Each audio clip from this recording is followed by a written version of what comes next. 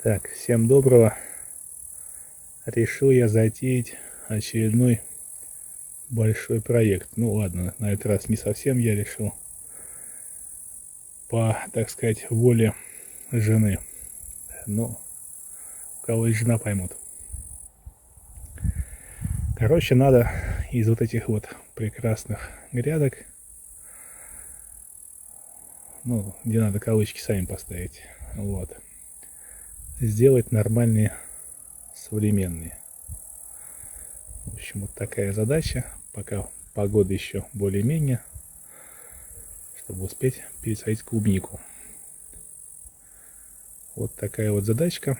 Ну, на первом этапе надо будет вырывать металл из земли. Там видео, ссылку я приложу на это приспособление для вырывания, потому что сейчас самое главное с ним будет связано на первом этапе. Потом будем делать, собственно, грядки. Ну, в общем, такая задачка. Эх, приступаем.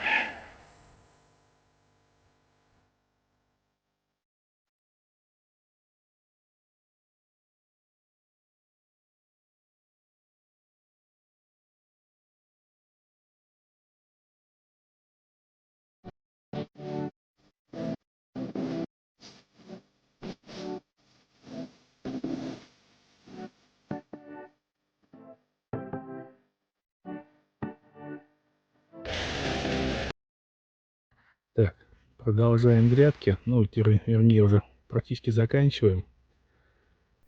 Промежуточные этапы я не снимал, не до этого было. Потому что это было в режиме цейтнота. Давай, надо сажать клубнику, потом надо сажать чеснок. И, в общем, бегом. Поэтому было не до съемок, но ничего страшного, в принципе, мы не опоздали. Значит, вот за место того, что было, вот такие вот грядки у нас получаются. Сейчас пойдем поближе, посмотрим. Значит, ну я думаю, что вот на примере этой маленькой грядки я покажу. Размеры ее метр на метр 25. Размеры я выбирал там, исходя из внешних габаритов и, как его сказать, проходов между грядками. То есть, ну, к этому не надо цепляться. А вообще, большие грядки 3 метра. Но это, опять же, исходя из размера досок, чтобы доски не сращивать. Значит, как и вот было в теплице, сейчас я там ролик, там, не знаю, картинку приложу. Вот здесь то же самое, только внутри не металл, не профильный лист, а доски. Доски промазанные отработкой. В общем-то, вот такой способ. В остальном все то же самое. Абсолютно. Ну и давайте. Еще дорожки не сделаны. Тут еще конь не валялся. Но вот сейчас надо как раз хочу заняться 4 последними крайними грядками. Вот. И на этом, в общем-то, в этом году угомониться. А уж что там в следующем году, посмотрим. Может быть, будем делать, может быть, не будем. Значит, как я все это делал? Ну, поначалу, значит, вбивал 4 колышка габаритные, угловые. То есть выравнивал диагонали, вот это вот все. Выравнивал их по вертикали с помощью уровня. Здесь уклон, поэтому одна грядка, ну, вот можно наблюдать, одна грядка выше другой. Ну, в принципе, так вот даже вполне себе заметно. Вот. Потом на них укладывал, соответственно, трубу, отмерял, приваривал. Труба 20 на 40 со стенкой 1,5. Варил я электродами. Вот. Ну и вот. А потом вот колышки промежуточные приставляешь, рядом вбиваешь и заправляешь под балку. Я не снимал, но здесь ничего сложного нет. Если вы решитесь на это, вы и сами это сообразите. А если у вас руки под такое не заточены, ну, прям вот без обид, ну, как есть, даже проще и не объяснять, как это делается. Все равно это вам не надо. Наймите человека, он вам все сделает. Все, а дальше, соответственно, сейчас буду с помощью 2 струбцин монтировать доски. Ну, сейчас эту же операцию я покажу. Потом засверливать сверлом на 3 миллиметра и прикручивать саморезами с пресс-шайбой. И потом еще внизу досок фиксируется уголками. Все, и потом уже будет засыпаться этим, как его зовут, перегноем. Все, так что технология простая, ну как простая, если, опять же говорю, если у вас руки из того места, то все просто.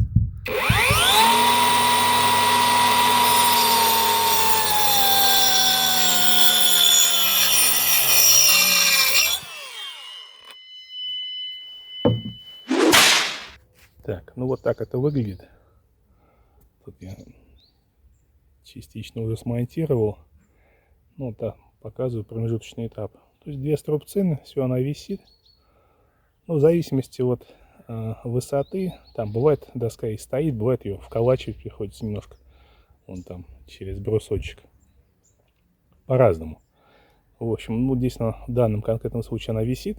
Так что вот на струбцинах. Сейчас дальше засверливаем и прикручиваем саморезами. И вот также, ну вот здесь можно наблюдать. Вот видите, с этой стороны.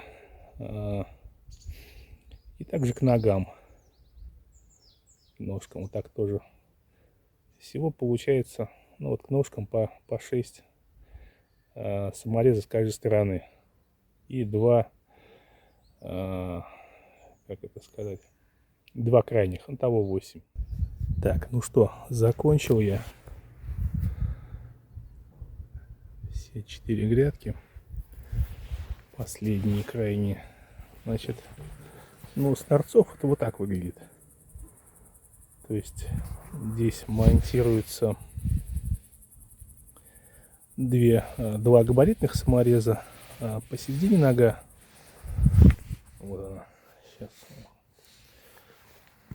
То есть 4 самореза.